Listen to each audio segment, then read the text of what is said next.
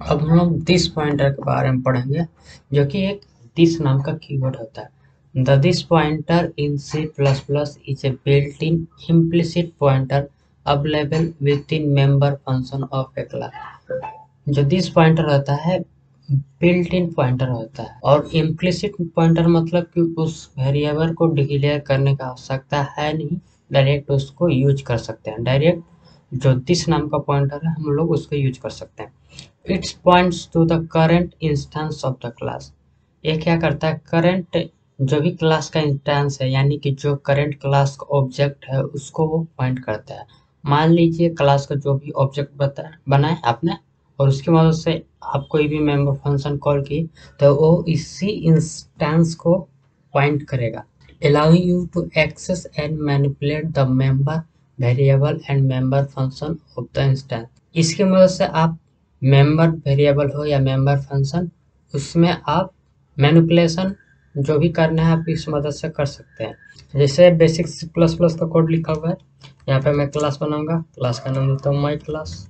इसके बाद में प्राइवेट लिखा, फिर कोलन लगाऊंगा। एक प्राइवेट एक्सेस स्पेसिफायर है, इसमें एक पास किया ए और एक वेरिएबल पास किया बी।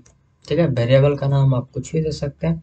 फिर यहीं पर हम लोग इनकैप्सुलेशन पढ़े थे, तो उसमें क्या था कि प्राइवेट मेंबर को गेट और सेट करने के लिए हम लोग अलग से फंक्शन बनाते हैं। तो हम लोग बनाएंगे, पब्लिक लिखूंगा। और ये एरर इसलिए आ रहा है कि जब क्लास बनता है तो लास्ट में यहाँ पे सेमी कोलन लगाना पड़ता है। यहाँ पे पब्लिक एक्सेस स्पेसिफायर लगाए, फिर एक फंक्शन बनाऊंगा जो कि रिटर्न टाइप दे दूंगा वॉइड। और यहाँ पे क्या करूंगा, इस फंक्शन का नाम दे दूंगा सेट डाटा। ये डाटा को सेट करेगा और एक पैरामीटर लेगा, दो पैरामीटर लेगा, इंट जो कि इंटीजर टाइप का लेगा ए, और एक और वेरिएबल बना दूंगा, वेरिएबल का नाम देते होगा बी।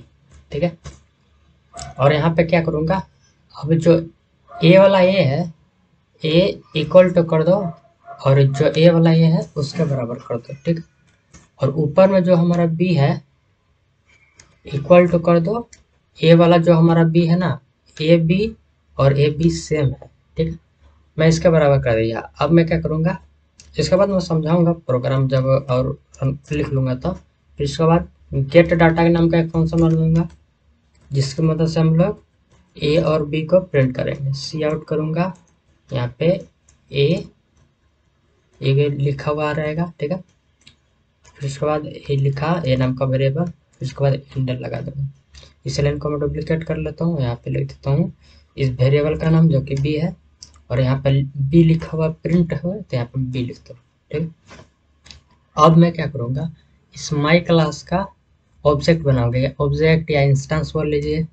माई क्लास लिखा, इसका ऑब्जेक्ट का नाम दे दिया ओबी, कुछ भी दे सकते हैं। ठीक है, अब इस ओबी की मदद से जो ऑब्जेक्ट बना है ओबी डॉट सेट मेथड को कॉल करेंगे।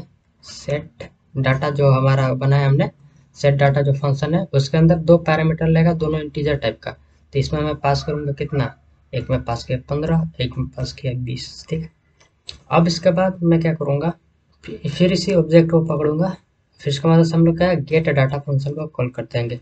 तो हमें ये क्या करेगा, गेट जो भी ए और बी में डाटा है हमें वो दिखा देगा। सेव करूंगा, रन करूंगा, अभी देखिए क्या होगा। अभी देखिए ये क्या कर रहा है, ये हमें गार्बेज वैल्यू ए और बी में दे रहा है, और यहाँ पे कंफ्यूज हो रहा है किसका ए किसमें डालना है। तो यहीं पर हम लोग क्या करेंगे, दिस लिखेंगे, दिस, और एरो ऑपरेटर का सिंबल लगाएंगे, यानी दिस डॉट ए मतलब कि ए वाला है, आई इक्वल टू कर देंगे, ए यहाँ पे लिखा गया है मतलब ए वाला है। ठीक है, दिस यहाँ पे लगा दूंगा दिस, और फिर इसके बाद एरो ऑपरेटर। ठीक है, ये दिस पॉइंटर क्या करता है, सेम इसी इंस्टेंस को पॉइंट करता है। तो अब मैं अगर मैं सेव करूंगा, अब हमने वहाँ पे दिस लगा दिया, अभी मैं सेव करूंगा और रन करूंगा, तो इस बार देखिएगा आउटपुट 15 और 20 आ गया, जो कि हमने 15 और 20 डाला था।